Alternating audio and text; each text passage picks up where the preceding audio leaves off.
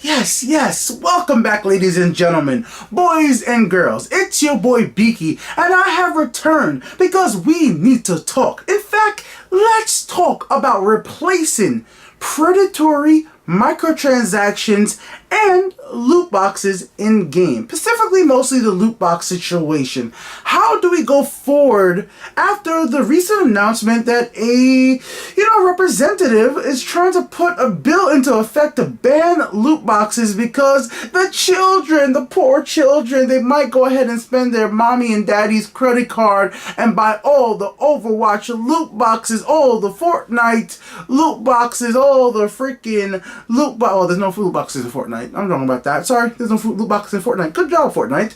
And fuck, what's the other? Damn, that's bad. I don't remember the other not Ready Player One. What was the other big battle royale? I even bought it. That is a horrible thing that I bought the game and it was the originator of this. Well, not the originator. It was the one that really got big for battle royale, and I can't even remember the name of it currently. I'm not gonna cut this out either because I really want to think of this because I think it's really important that a franchise like this, could come out and it gets so big and so popular, and then your mind instantly goes to Fortnite when it's not the originator that really made it as popular as it once was. Oh my god. Oh. PlayerUnknown Battlegrounds. Yeah, there you go. That's what it is. I bought the damn game. I bought the game and I stopped playing because of hackers. Every time I tried to get a match last year, hackers came in my matches and kept on killing me. And I didn't want to play games with a bunch of hackers, so I stopped playing the game I spent money on. Damn PC gaming sometimes. But either ways, the point being, that has a lot of loot boxes in that game, and that's why there was hackers. In fact, the hackers wanted to get enough, credit and stuff like that, get loot boxes so they could sell it back on the Steam Marketplace to get money. Gambling. And now there's a bill out there where, well, people want to ban these loot boxes because it might affect children. And I'm just not here to talk about the law. Will it pass? Will it not pass? It probably won't pass, but I don't know. That's not my department.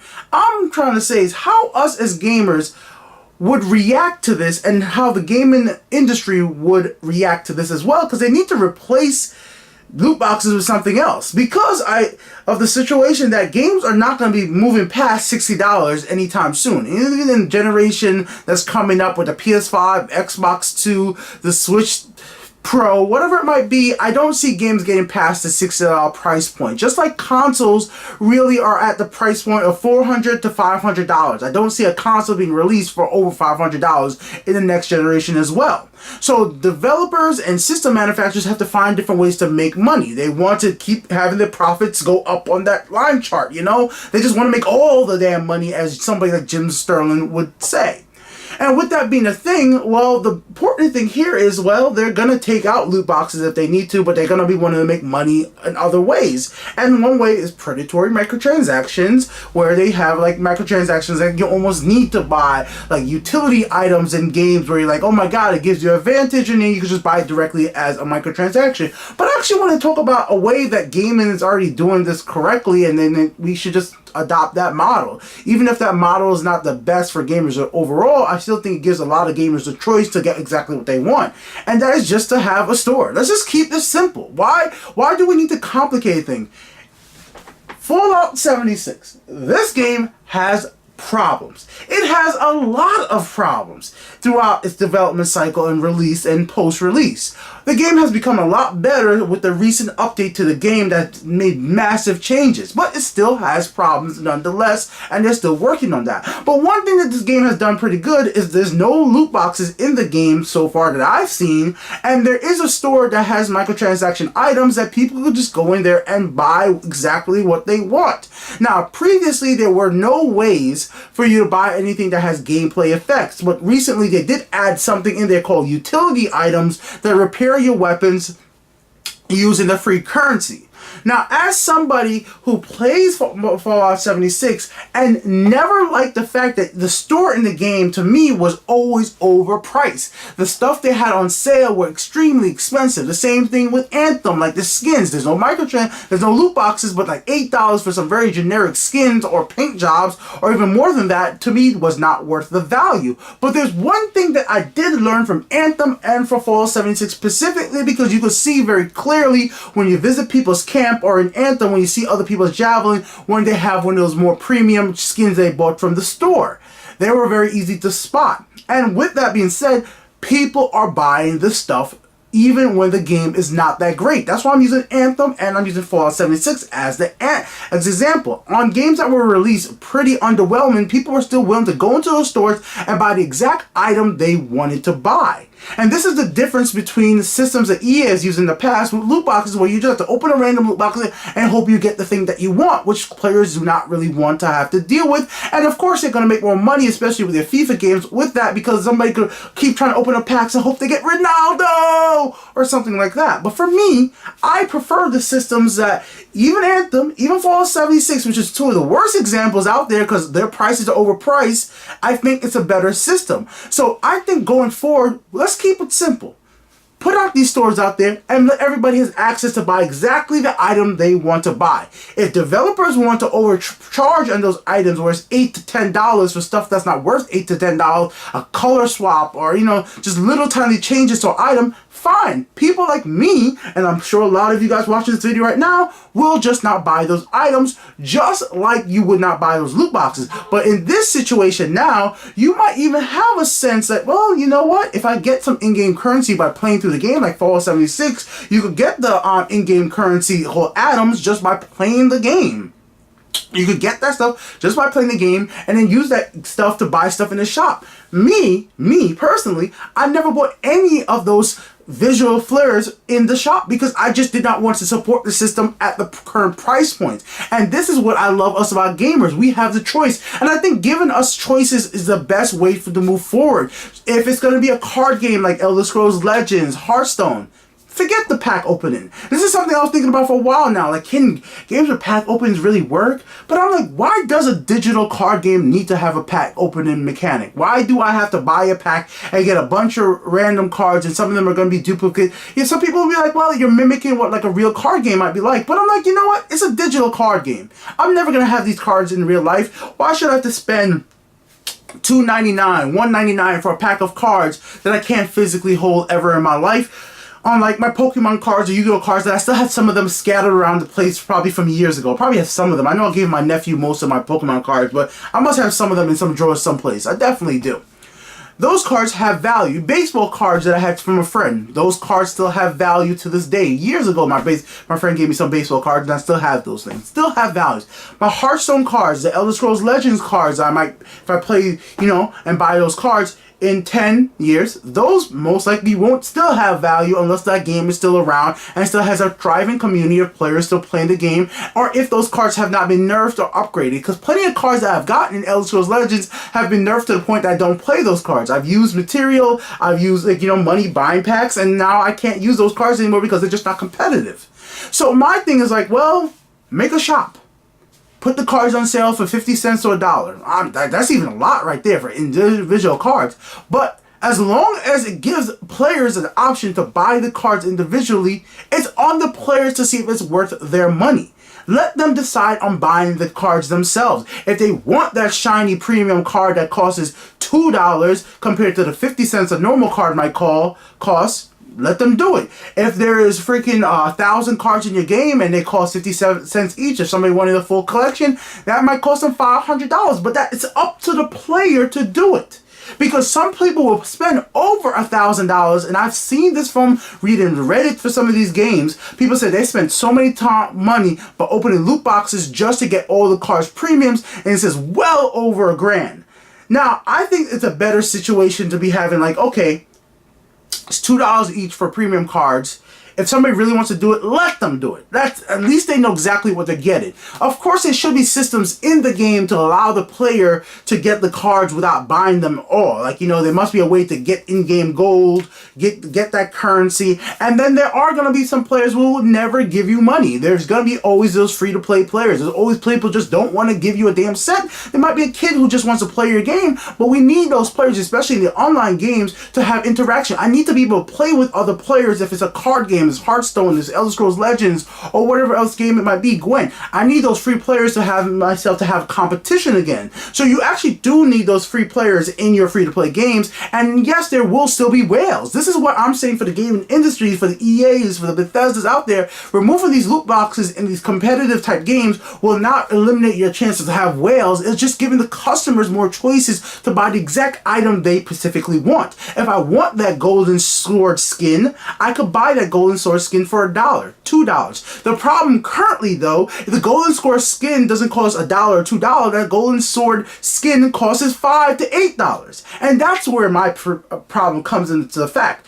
We don't need to change the industry and decide, oh my god, no more loot boxes, no more predatory gambling mechanics in games with those type of money systems. Well, if you get rid of them, just give me a store and let me buy what I want, and then be more reasonable with the idea of the cost of the item you're selling. There's a lot of indie games out there on Steam for $20, $30 that have free-to-play kind of mechanics in there where you could go to a shop and buy stuff or have loot boxes, but they run into the same problem. Your game costs $20 and you're selling a skin in your game for $5.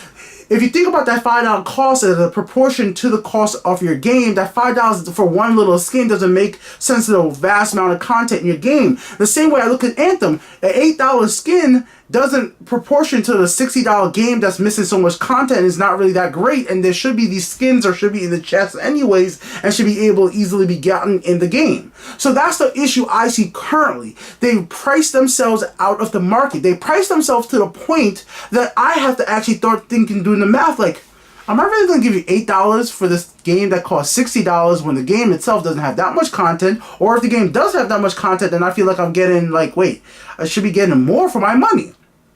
You don't want players to start doing math.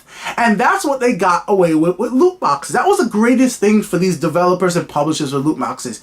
You spin the wheel, everybody gets a little happy. Oh my god, is it going to be the camera bag? Or is it going to be the Killzone figure? Oh my god, no, I got the legendary pop figure. Holy crap. I'm not the biggest fan of pop figures. It's just that my friends keep giving me these. And I do like these ones because I'm a fan of Fallout. But some of them are really bad, truthfully. And Gears of War is about to do a Gears of War pop game. What the heck is that going to be? But I am interested in the Gears of War turn-based game that's supposedly about to be coming out.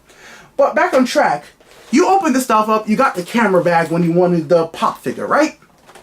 Oh well, still you had the adrenaline rush of potentially getting something good, and that makes you forget about the money cost that you might have just spent. Or of course, because you're spending real money and turning that into virtual currency, that gives you another way of being like, okay, you're one step removed. You're spending you spend $1, let's say $1, to get 150 gems, right? They don't want to give you exactly 100 gems because then you have a direct correlation of $1 equals 100 gems. If they slightly make the numbers off balance, it makes it a lot easier for them to be trying to trick with your brain. Now, for me, the perfect situation for this to happen is no more in-game currency. None. Like, when you buy something from one of these shops, you spend real money. That's it. If you're buying yourself an armor paint in Fallout 76, right, which they do sell, and I've never bought one, if you buy one of those in games, you're spending cash. It says $1.99 USD. If it's in Korean money, it's in yen, it's in pounds, no matter what it is, it always says the money cost for the individual, the adult, the child. I don't want this to be just something to protect the children. I want this to be something to protect everybody. I want everybody to be able to know exactly what they're spending their money on and how much they're spending. I don't want to buy 100 in-game currency. To me, even a better law than just banning loot boxes, because like I said, in certain games, if they do it correctly, it could be okay. I think a better law would be just ban currency. Ban the transactions of buying money to buy in-game currency, because you'll never get the full value of that currency, especially when there's sales, where they'll sell something for 140. 140 is the cost. Now you have $10 left. If you spend $1 to get 150, you have 10 of the in-game gems left that you might never be able to get rid of. They'll do stuff like that so you'll never get the full value of your money, and then you have to put in more money to make it back even to buy the next thing. And to me, that is just such a sleazy thing. I don't want in-game currency. I just want to be able to spend money on the thing I want at the exact same time. I don't want to have to spend $100 to get 1,000 gems. I want to be $100 to buy that ship in Star Citizen, like that. You know what I'm trying to say right there, guys? And I think that's a better way for us to move forward in the industry, because I think that's what game developers and publishers really fear.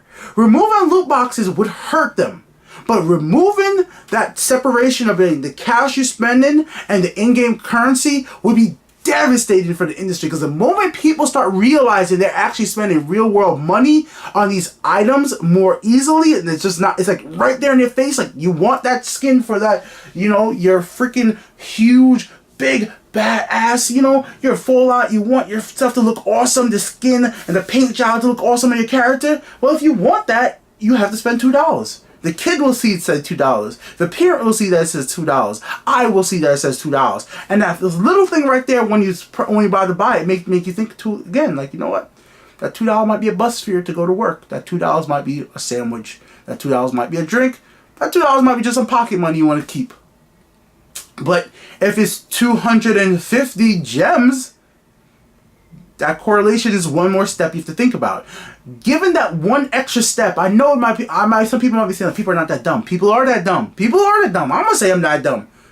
I'm going to say, like, you know, sometimes you just don't want to, you don't, like, fuck it, I'll just buy it. I have the currency, let me just buy it. You know, like, it's like that. But if you see it's the money, if you see it's real world money, if you see that, you know, the currency symbol for yen, pound, or wherever you might be, euros, it makes you second guess it a little bit more and be more restricted with how much you spend. And I think that's the most important thing for us going forward as gamers. That's how you replace loot boxes and make things fair for us as gamers. Remove in-game currencies. Yes, remove loot boxes. They'll still have these stores. They're still going to charge $8 for skins. They're still going to charge $10 for stuff that doesn't worth $10. And people like me are still just not going to buy it. They're never going to do what we really want. They're never going to actually do microtransactions for the 50 cents to $1 like we really want. A skin should only cost $1. Like a little tiny item should only be 50 cents. And that would encourage me to actually spend money into games that I like, or even games I don't like. Even Anthem. As bad as Anthem is, at the time when I was playing Anthem with my friends and trying to get to the end game, there were some skins that I liked. And if those skins were $1, I would have been more tempted to buy a $1 skin.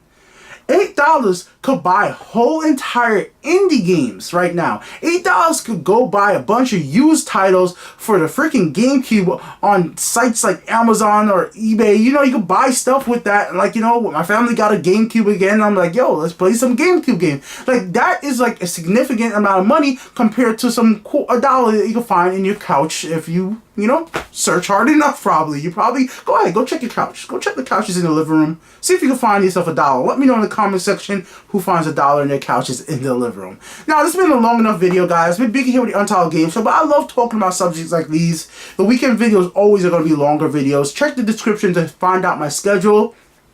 I'll be having a video on Detective Pikachu coming up pretty darn soon, for sure. Till then, peace the heck out. Let me know what you guys think about removing microtransaction in-game currency like gems from video games and the removal of loot boxes via this new recently announced law that might pass, might not pass, but even if it does get passed, I think the bigger thing is that we need to remove gems and all that crap in the game. Until next time, peace the heck